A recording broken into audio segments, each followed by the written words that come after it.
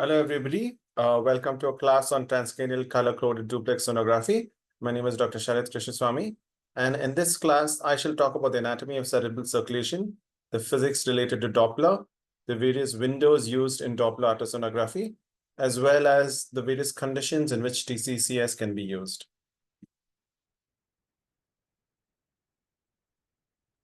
So moving a little bit into the history of the TCCD, the transcranial Doppler sonography was initially introduced in 1982 by somebody called Professor Rune Aslid. He received his PhD in cardiovascular physiology from the University of Oslo in Norway. It was primarily used to measure the velocities in the basal cerebral arteries. And later on, the transcranial B-mode sonography was introduced. And later, transcranial color-coded Doppler sonography was introduced. So this added color coding of the frequency-based Doppler signal to the transcranial sonography and the TCD. Moving forward to what the transcranial B-mode ultrasonography means. So the B stands for brightness, and it stands for the use of the grayscale imaging in the ultrasound.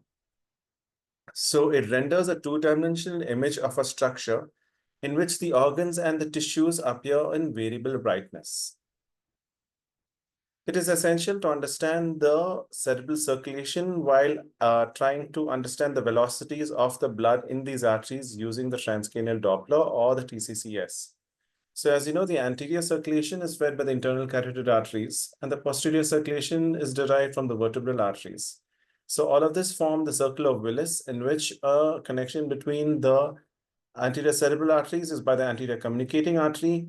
The connection between the middle cerebral arteries and the posterior cerebral artery is through the posterior communicating artery, and the primary routes of collateral circulation are the anterior communicating artery and the posterior communicating artery.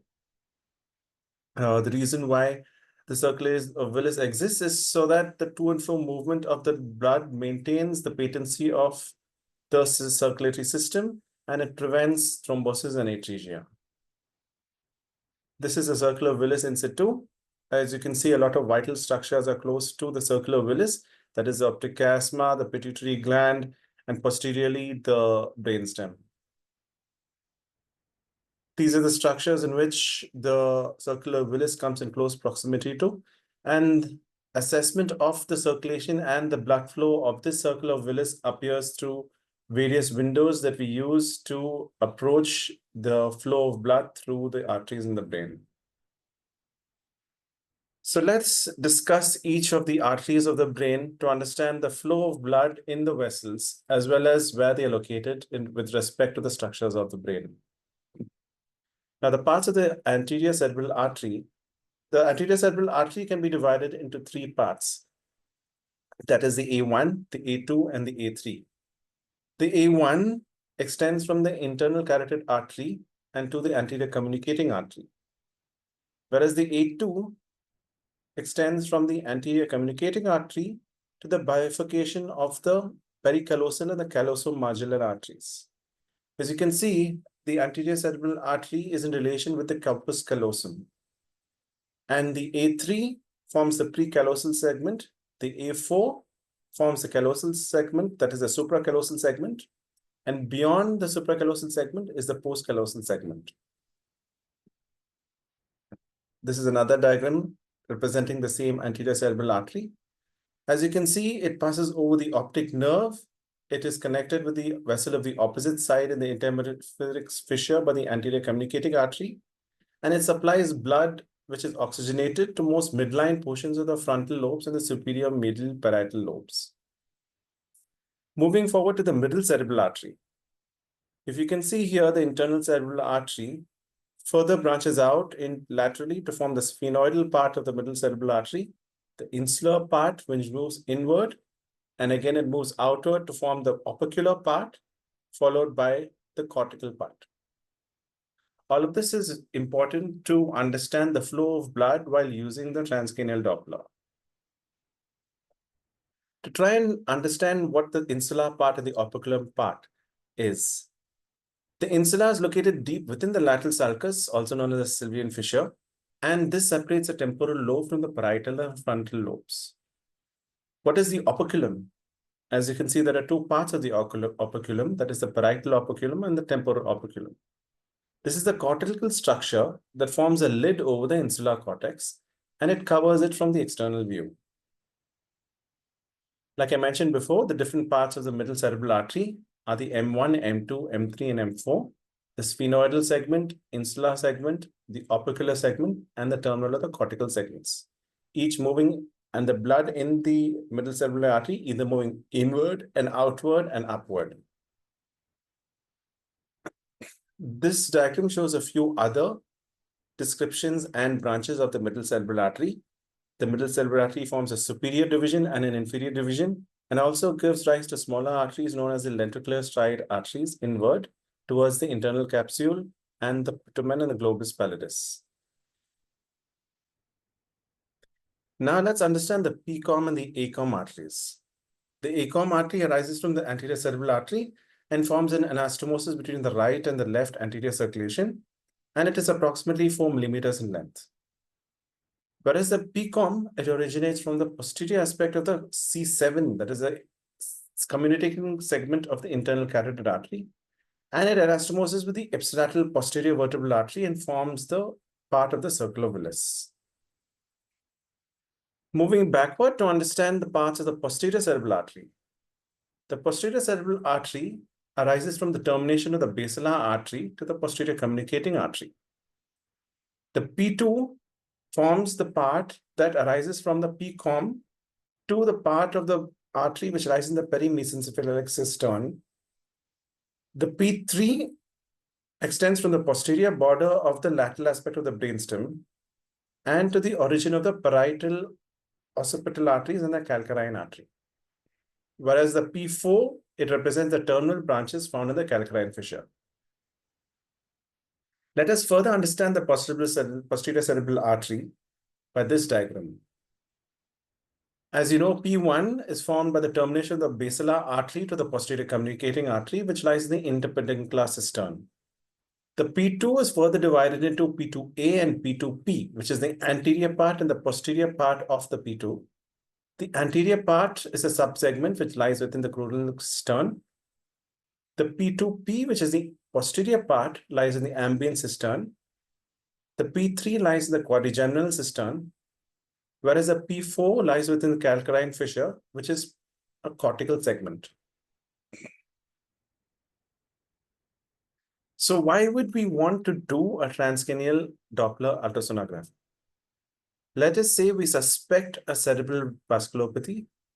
We would also have to look for the complications of subarachnoid hemorrhage, which would lead to vasospasm and further delayed cerebral ischemia, to identify it early and to institute corrective measures to treat this complication, to identify cerebral microemboli that might exist in cases of positional vertigo to investigate further, to identify the presence of intracranial aneurysms and its complications, and to also diagnose any cerebral perfusion defects that may occur intraoperatively or perioperatively, to confirm the presence of cerebrally circulatory arrest in brain-dead patients, to see the presence or absence of midline shift, to see the patency of the dural venous sinuses, as well as risk stratification of sickle cell disease.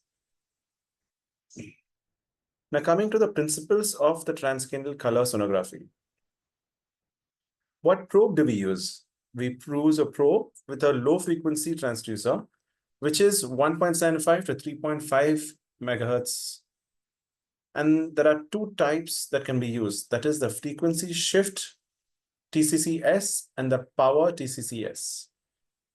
The frequency shift, color Doppler shift, it reflects the mean velocity of the moving particles, whereas the power TCCS, it displays the integrated power, which is the amplitude and intensity of the Doppler signal, which is related to the moving particles. So this is the probe that we will use for TCCS. The frequency TCCS has several advantages over that is a power TCCS, because it detects the direction and flow velocity and produces less tissue motion artifacts.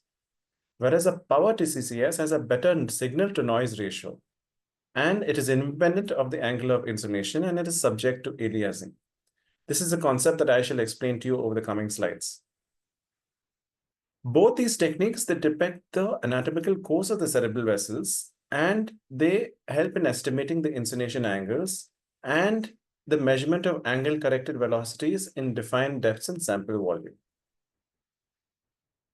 Now, there are a few definitions that we have to understand before moving forward into trying to apply the TCCS on a patient and gathering information from the patient, because there might be a few artifacts that may confuse you and lead you astray from what we are planning to measure. The first of them is the ultrasound artifacts. There are times when the ultrasound image may display non-existing structures, and it may not display the existing structures, and it may also misrepresent the echogenicity of structures. So what is the echogenicity? So basically, echogenicity is defined as the intensity of the reflected sound waves. Structures with high echogenicity reflect more ultrasound and they appear brighter in the image. Whereas structures with low echogenicity reflect less ultrasound and become darker in the image.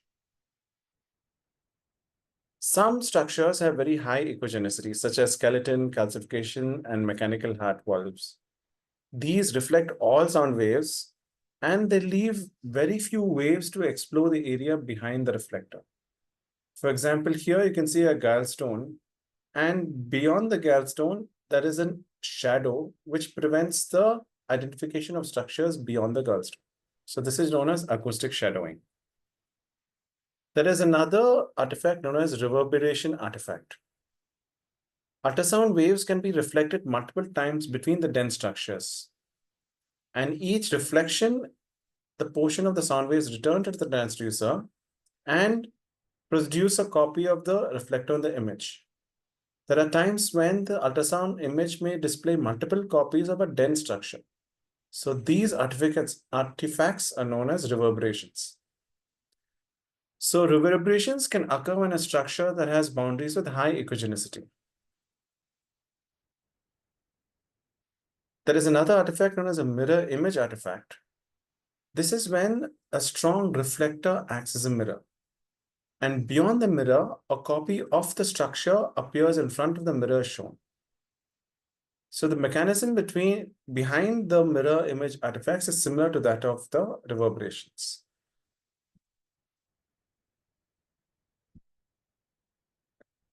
We'll move on to another type of artifact known as the side lobe artifact. I shall describe this in the following diagram.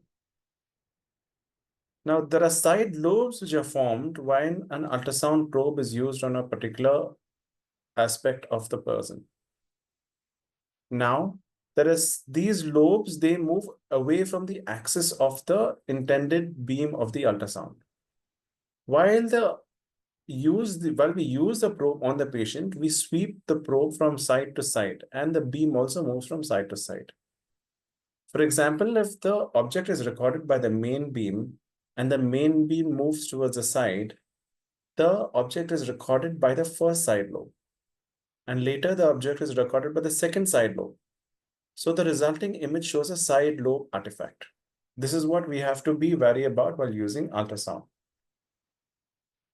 Moving forward, there is something known as a refraction artifact. This happens when the ultrasound passes the tissue boundaries. In some of them, the ultrasound energy is reflected. In some of them, the ultrasound energy is refracted. This is because of a difference in the acoustic impedance. So acoustic impedance is a physical property by which it describes how much resistance the ultrasound beam encounters as it passes through a tissue.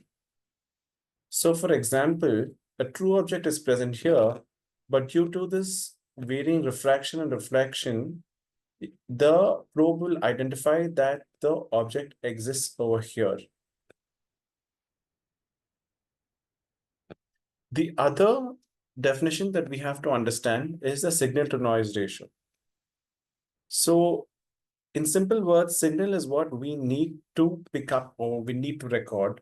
And noise is something we need to not pay attention to or to reduce in order to get a better signal so that we identify the object properly. So the signal to noise ratio, it measures the strength of a desired signal relative to the background noise. It is expressed in decibels, and a ratio of greater than 1:1, that is greater than 0 decibels, it indicates more signal than noise. A high SNR means a signal is clear and it is easy to detect or interpret, whereas a low SNR means a signal is corrupted and obscured by noise and may be difficult to distinguish. Now, the angle of incination. This is theta. It refers to the angle between the Doppler ultrasound beam and the direction of flow within the blood vessels. So it determines how accurately we can measure blood flow velocity using Doppler imaging. As the Doppler ultrasound beam becomes more aligned with the flow direction, the Doppler frequency increases. Whereas the angle of insulation is larger and the beam less aligned with flow, then the Doppler frequency decreases. What is aliasing? So this happens when there is intermittent sampling. When we don't sample the phenomenon enough, then we are unable to record the direction and the velocity of the blood accurately. So in simple terms, it is undersampling of a periodic process, and this leads to a frequency shift reversal. So all of this jargon can be simplified further by the example that I shall show in the following slide. Take this, for example. You have a wheel here which is moving in a counterclockwise direction. Our object of interest is 1/4 of this wheel, which moves in a stepwise manner, that is 1, 2, 3, and 4 in an anti-clockwise direction. So we understand the movement of the wheel because we absorb every picture of it while it moves. That is the first, second, third, and fourth picture. Here we are sampling it every quarter turn. Now moving to the second series of images, here we are sampling it every 3/4 turn. So 3/4, you can notice here initially that the colored object is at 9 o'clock. After 3/4, it is 1, 2, 3. So it appears at 12 o'clock. And then after 12 o'clock, you have to measure it after a 3/4 turn. That is 1, 2, 3, which appears at 3 o'clock.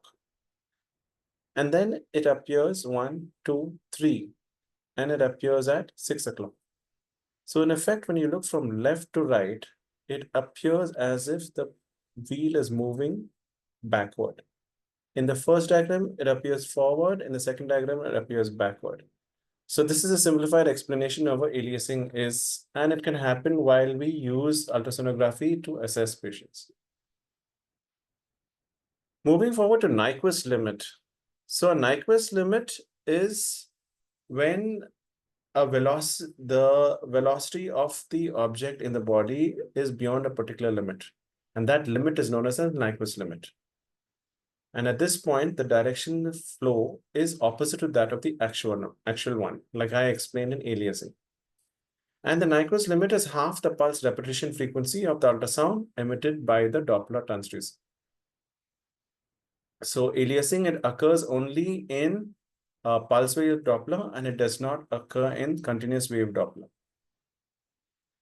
Now that I've explained to you the different definitions as well as the artifacts, I shall come to the equation used to measure the speed of blood in the blood vessels. So moving to what the definition of Doppler frequency is.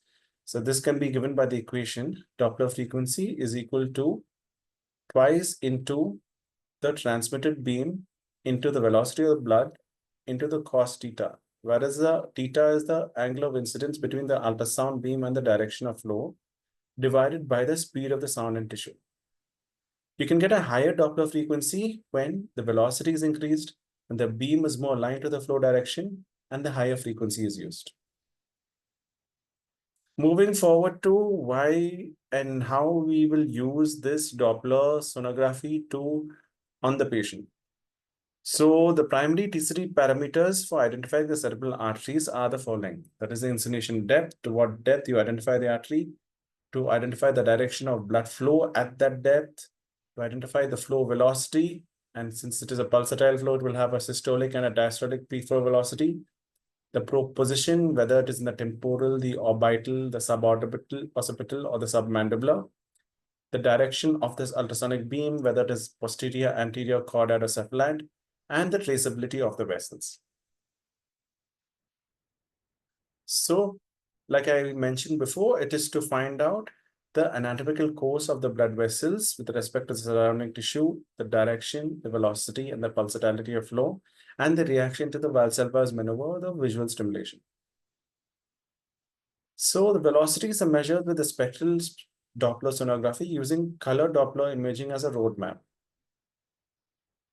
So you should identify this angle-corrected velocities only when the Doppler sample volume is located in a straight vessel segment of at least 2 centimeter in length, that is 20 millimeters. How will you position the probe for this transcranial color coded duplex? There are 4 windows which can persist after the fontanelle closure, which are the transtemporal window, the orbital, suboccipital window, and the retromandibular windows. Out of all of this, the transtemporal window is the most easily accessible window, and it is widely used.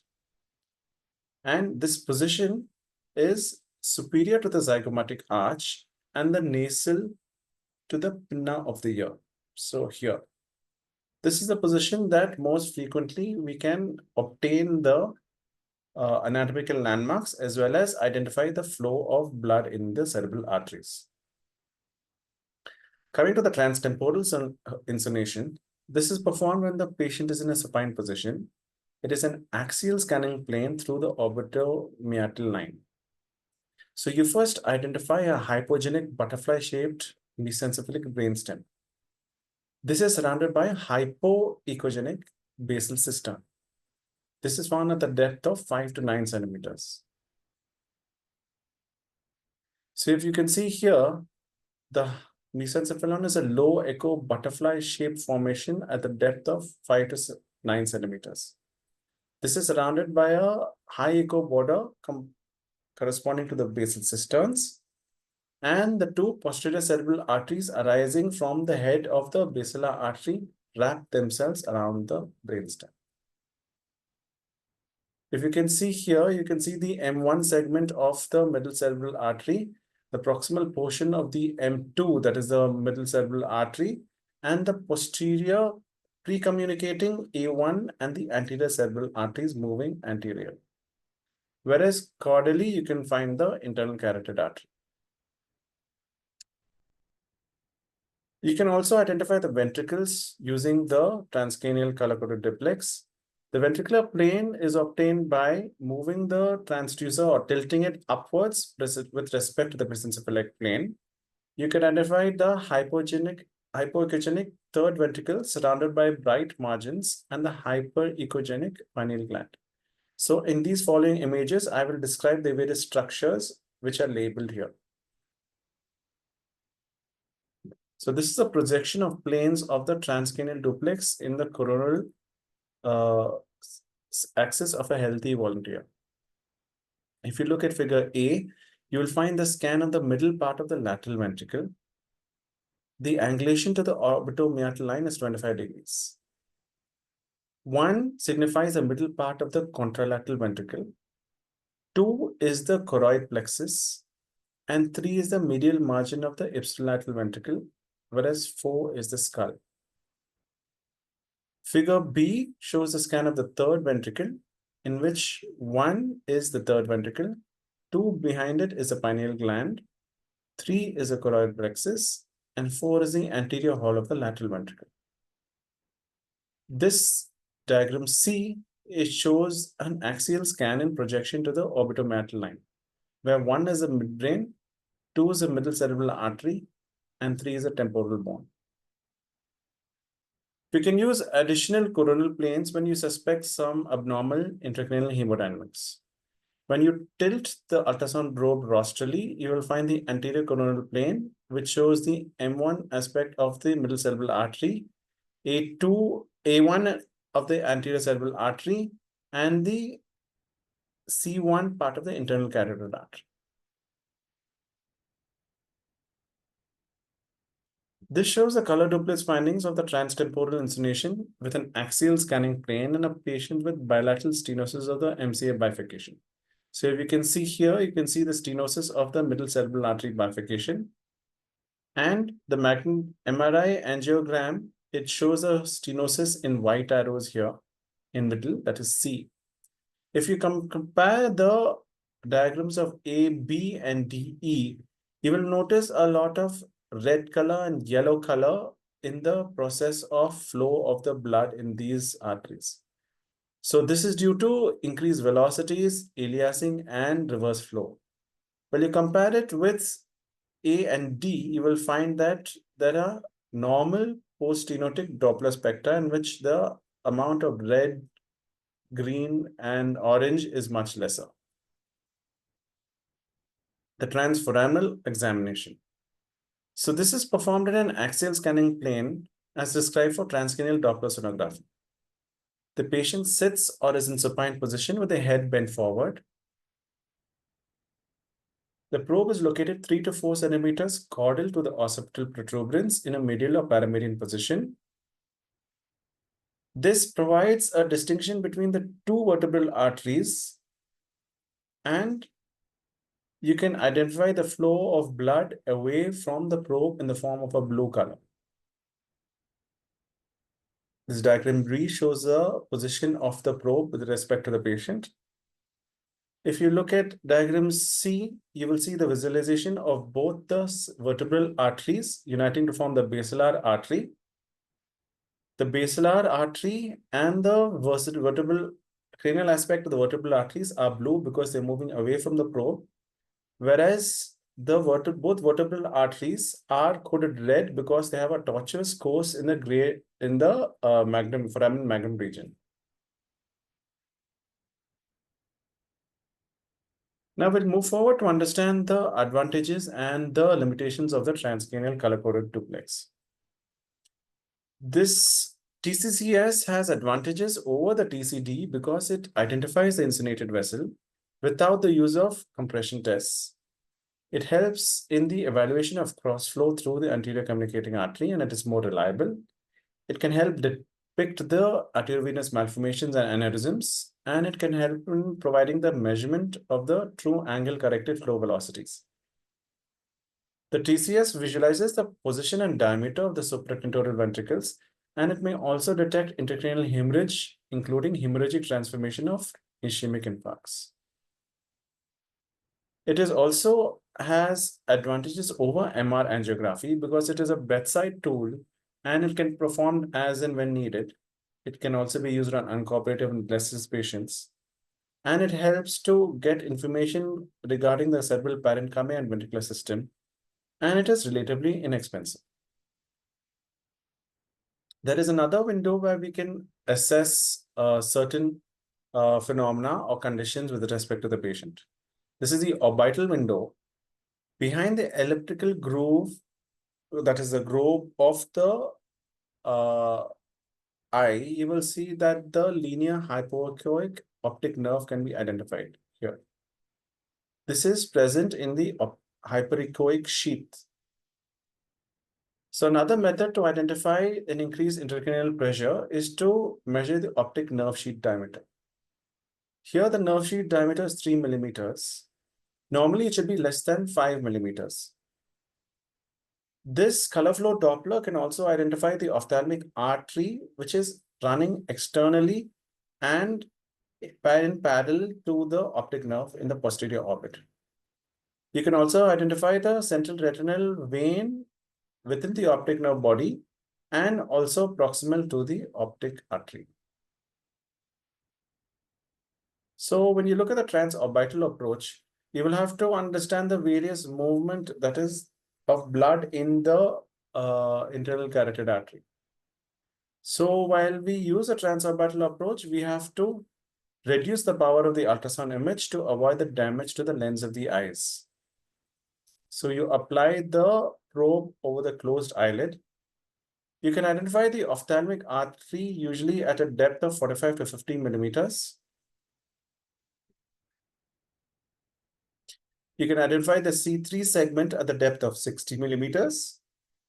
And at the depth of 70 millimeters, you can identify C2 and C4. By C2, you'll find the blood moving away from the probe and in blue, and C4, the blood moving towards the probe and in red.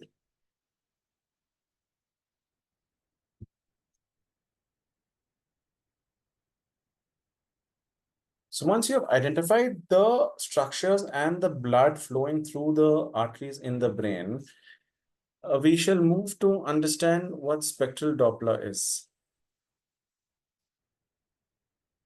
So you will first try and do the color Doppler from the transtemporal window and then move to the suboccipital window. You advance from the bifurcation of the internal carotid artery along the middle cerebral artery to identify the maximum velocity or the peak systolic velocity.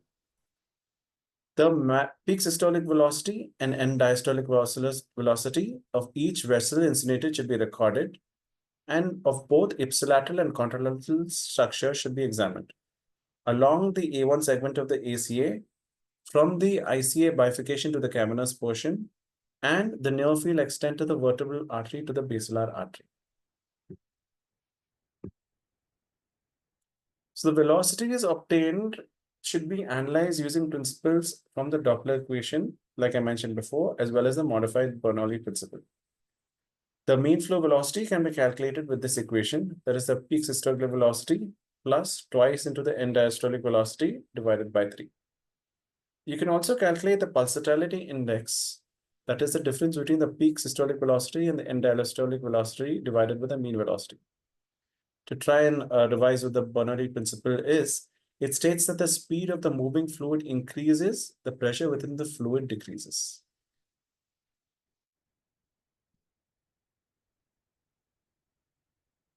So the normal and the abnormal spectral Doppler envelopes and measured velocities differ based on the manner of the pathology present and the vessel in question.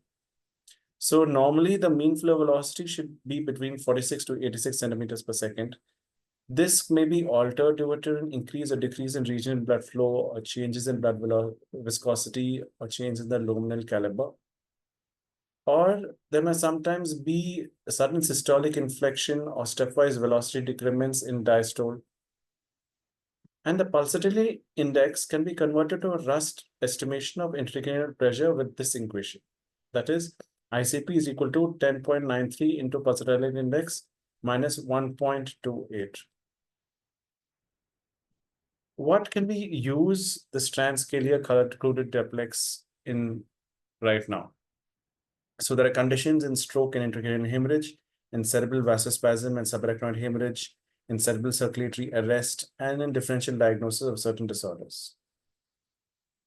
In stroke and intracranial hemorrhage, the degree of midline shift is measured by the transcranial sonography. It directly correlates with the prognosis and likelihood of the cerebral herniation in a patient who has cerebral space-occupying lesion or stroke.